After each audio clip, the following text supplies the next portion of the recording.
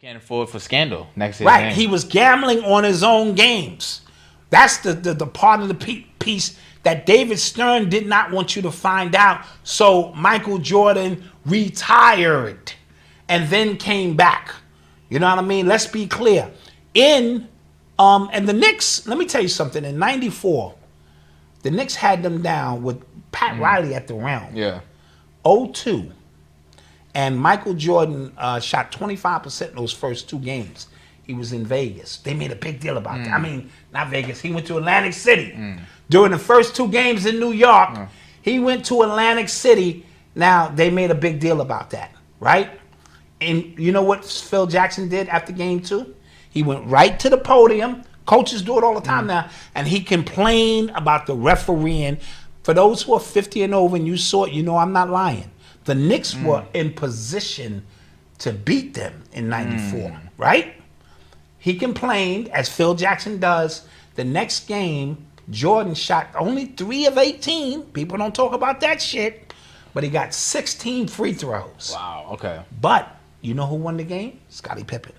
29 points, 12 rebounds for Scottie Pippen. I forget how many assists he had. That was the difference. That pivoted the series. The Knicks still win another game. They're in game 6 in their building. Guys, I know y'all remember this if you're old enough. Charles Smith, a 7-footer for the New York Knicks, with less than 7 seconds left in the game. He gets 4 shots under the basket.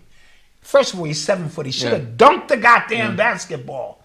He keeps trying to lay the ball. They keep blocking it or fouling him and this and that. And his long, slanky ass finally gets blocked by Scottie Pippen or Michael Jordan, one of them. And the shit goes back to Chicago for game 7. And that's how Chicago wins that series. People don't speak about that. When Michael Jordan retired, Scottie Pippen led the Chicago Bulls to 55 wins, 2 less than the year before. And if it wasn't, again, for a controversial call that would have got them to the Eastern Conference Finals. Come on, guys, that's older. You know what I'm talking about. They made a bad call on Scottie Pippen or something, or let's say would have went back to the Eastern Conference Finals, and who knows what would have happened then. People don't speak about that. Now, I want to speak about social media. Mike played his entire career with no social media. He had what we call traditional journalism. And something about these traditional journalists, they kept things in-house. They very rarely leaked anything. So traditional journalists, especially back then, like you had relationships. That's all you have. Yes. So if I tell you something, you know something, and I know you leaked it, I'm never gonna sit down for an end of the Absolutely. So there was a relationship with the journalist and the athlete. Stephen A. Smith would tell you the shit he knew about Allen Iverson. Had he ever released that, it would have been game over. Right. So there were things about Jordan that people knew about his gambling. He gambled on everything. He gambled on when his bag would come out the goddamn carousel, but people didn't know he paid the air traffic controller people. He gambled on everything was a gamble to him. So when we speak about social media, had his first 7 years been on social media, they would have killed him. When he retired, when he was gambling in Atlantic City, the social media era would have killed him, right? When his father went missing for 2 and 3 weeks and nobody was looking for him, the media, the social media, everybody would have killed him.